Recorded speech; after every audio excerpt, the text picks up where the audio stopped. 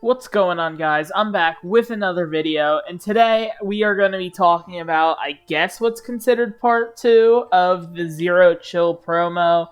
We have these stocking stuffers, and they're just that. Like, when you wake up for Christmas, and, you know, you want to get to your real presents, you want to open up all your big presents that you asked for, but then, first, you have to look at your stocking and just see the little things inside. That's essentially what this is, so I don't have as much of a problem with the player ratings. I actually thought this was a pretty good idea to include some lower overall players, but it helps theme teams out a bunch. There's one player for each theme team. I thought it was a really good concept, to be completely honest.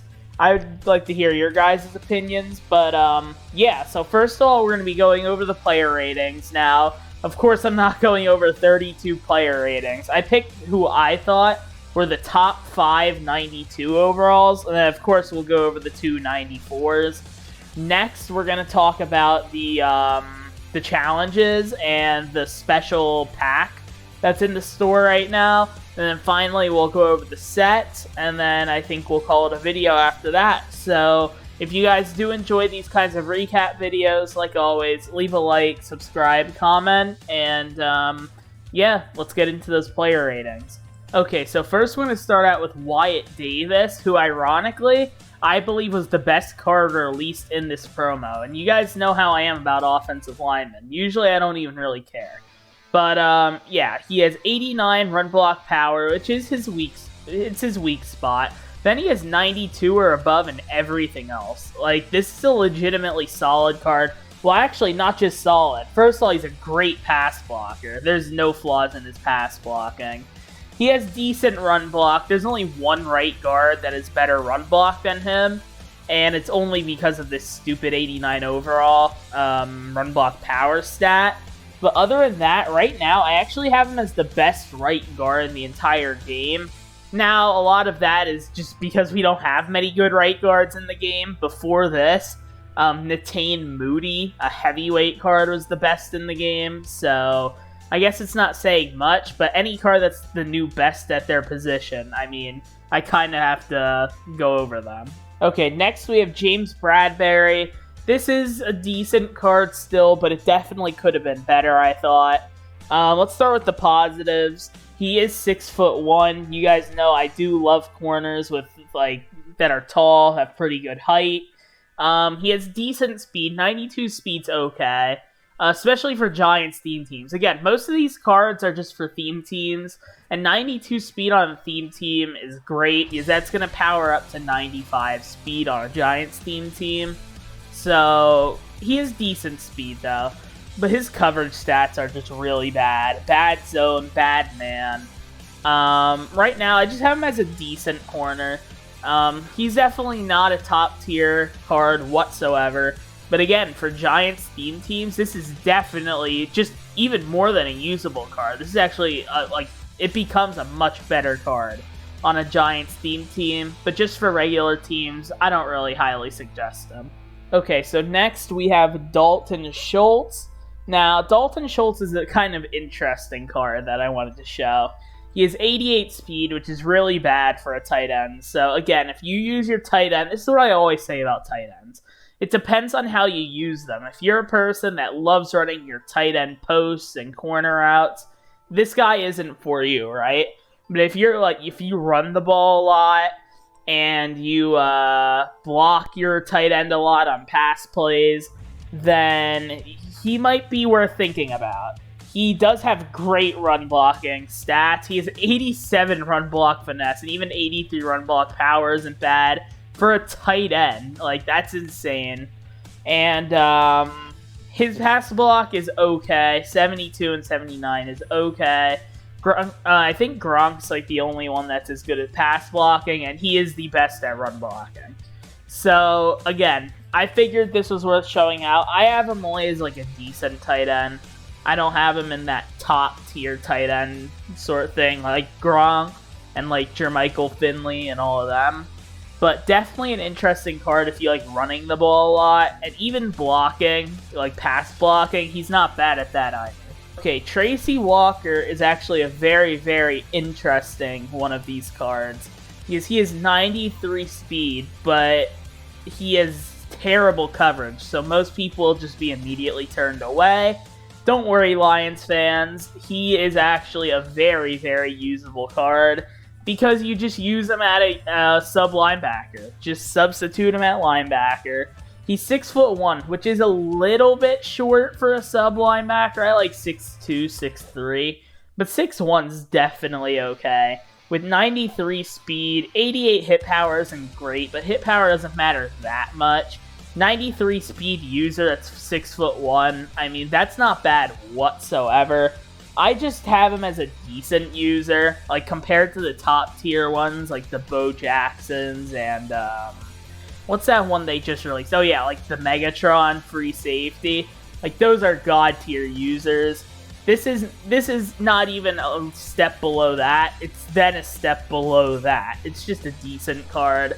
But for Lions theme teams, again, you're going to have a 96 speed user. Then it becomes a very, very usable card. And finally, the last one that I picked out, kind of an obvious one. I think most people just looking at the stats, like surface level stats, I mean, he's really good. Tim Patrick, 93 speed is well, not really good, but it's good for a wide receiver. Most of the top ones are 94 speed. He's only 1 speed less, but he is 6'4". You guys know I love tall wide receivers. His archetype is not good at all. It's not route runner or slot, but still 93 speed, 6'4". Looks like a pretty good wide receiver to me, to be completely honest. That Broncos wide receiver core with that new Jerry Jeudy, Tim Patrick, Brandon Marshall, who else do they have? They have a lot of people. It's looking pretty stacked. And now we are on to the 94 overalls, the Master Cards, or they're called Champions. We have CD Lamb. 94 speed is great speed. He's pretty good height. 6'2" is pretty good for a wide receiver, but again, a really bad archetype. I only have him as a decent wide receiver, and the reason why is he is compared to Tim Patrick. Like, Tim Patrick's 2 overalls less and about half the cost, and what are you really missing out on?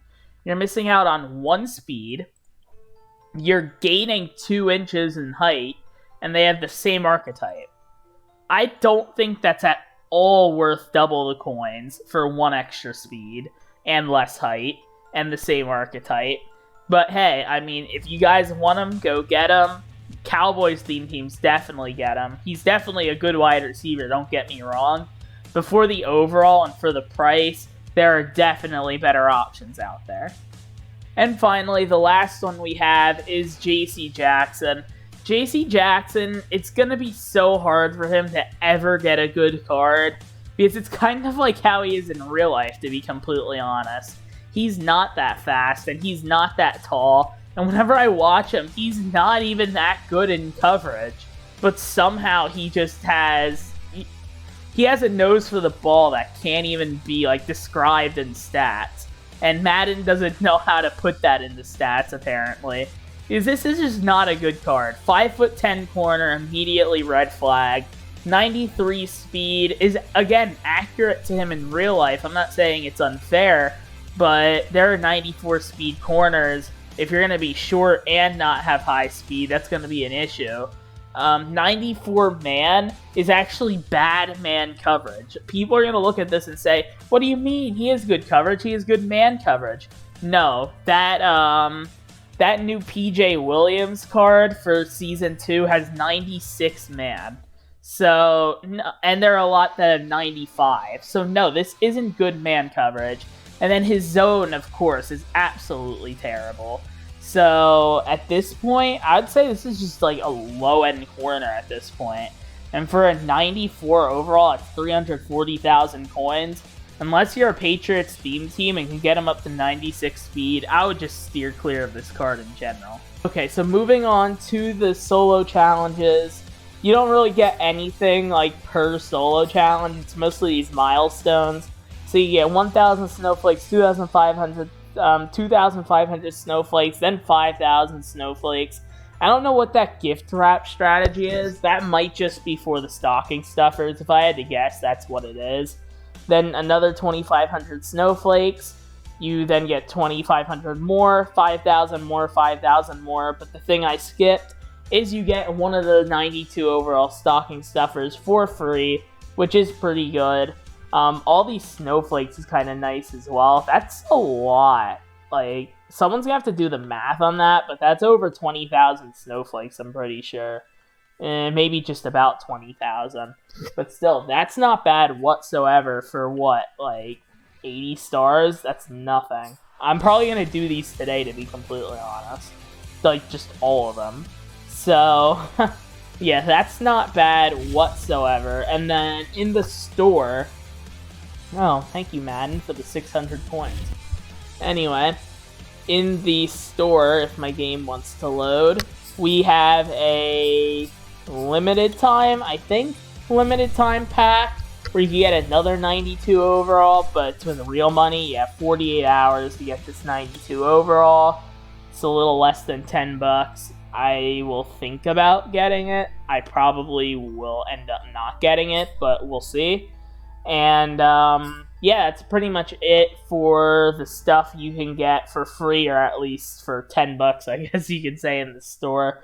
But the last thing I want to show is the sets for this new little part of the Zero Chill. Then we'll wrap up the video. Okay, so in the sets, it's just like usual, nothing extreme. You can exchange 189 overall, 287 overalls, 385 overalls, and 683 overalls to get one of these 92 overall stocking stuffers and their power-up card.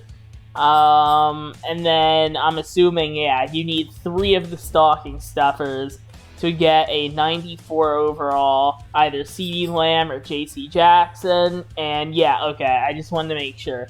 You can pick any 3 92s to get back as well, so that's kind of nice. I don't know if the 92 overall in the challenges, it might be non-auctionable, tradable, or in sets. Like, a lot of times in the challenges, they don't let you put the rewards in sets. That's like a new thing this year. I don't know why. But, I don't know if that's the case for this or not, but it very well could be. There's probably a coin-making method, actually, to try to get some of these Zero Chill players really cheap and then put them in these sets. I might actually have a video out on that. I'm just getting, like, coin-making method vibes just looking at this. But, especially if some of these power-up cards are expensive. But yeah, that is gonna be the end of this video. It's pretty much the essentials of this new part of the promo. If you guys did enjoy, like always, like, subscribe, comment, all that good stuff. And, yeah, I'll see you in the next video. Peace.